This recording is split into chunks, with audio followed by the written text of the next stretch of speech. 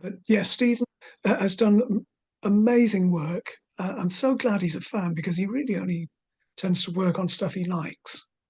And first thing I think he did was the Non-Such album, which was always one of my favourites. And I thought, well, there's no way he's going to improve on this.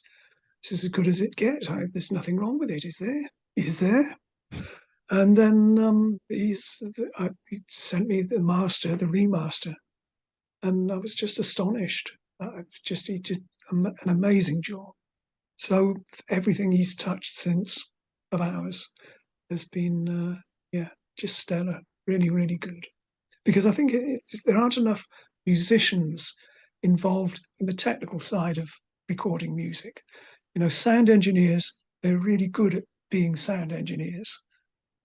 It's rare to find a sound engineer who's a musician as well. And, you know, because most musicians would rather be the other side of the glass.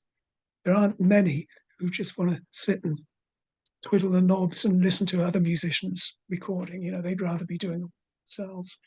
So Stephen is a great engineer and a great musician. So you've got it all there. His ears are finely tuned. He knows what works and what doesn't.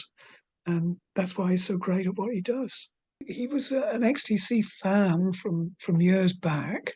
I'm trying to think where we first met. I first saw him when I was working with Steve Hogarth, and we went to the Mean Fiddler, I think it was, in London, when Steve was looking for musicians for his H band. This would have been in 1995, 96.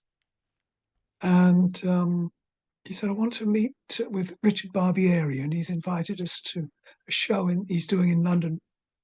Jansen Barbieri Khan. It's from Nick Khan, the bass player, and Steve Jansen, the drummer. And Stephen Wilson was guesting on guitar. And he, at the time, was this very thin fellow with extremely long hair, playing barefoot. He was obviously a good player, but he just looked like this old hippie guy. And remember, this is mid-90s, so he was. It wasn't the most. He stood out for that reason. You know, he didn't really.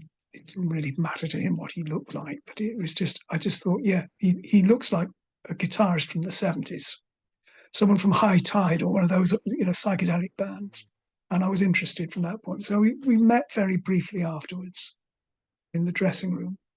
And Steve, at that point, had invited Richard Barbieri to join us in this venture that we want to go out, and we were going to make this record with Gregory on Ice Cream Genius, as it turns out. So that was my first meeting with Stephen.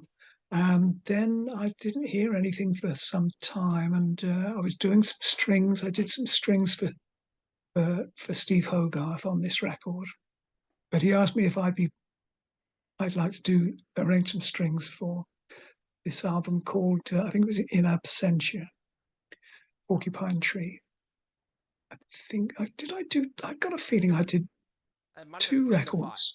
Lightbulb Sun. That's the one I'm thinking That of. was Yeah, that's it. Yeah. yeah. That's the one I'm thinking of. Lightbulb Yeah. Sun. So So that I was think right I've done before the big. something on. Yeah, right before they signed Yeah. with major Oh labels. yes. Yeah. No, they're both. Yes. When they were when Stephen was still sort of at the foothills of his career. But you know, I liked the music. I liked his style, and so that's how we kind of connected. And I didn't realize at the time that you know, he'd been a fan of XTC and and I had no idea either how far he was going to go as a musician. You know, to me, he was just another guy on the treadmill, you know, working hard, doing good work, but making sort of music outside of music that was not necessarily chart bound. But I watched his career. I enjoyed when he sent the finished thing. You know, they sounded great. I thought, yeah, this could be good. This could be really good. And then you know, prog music became a much bigger thing in the 90s and noughties came around. And Stephen kind of went with the flow, and he just kept working. This is the other thing: endurance. Just kept going. He never looked back or stopped working, and he got better and better. And today, you know, he's right at the top of the heap.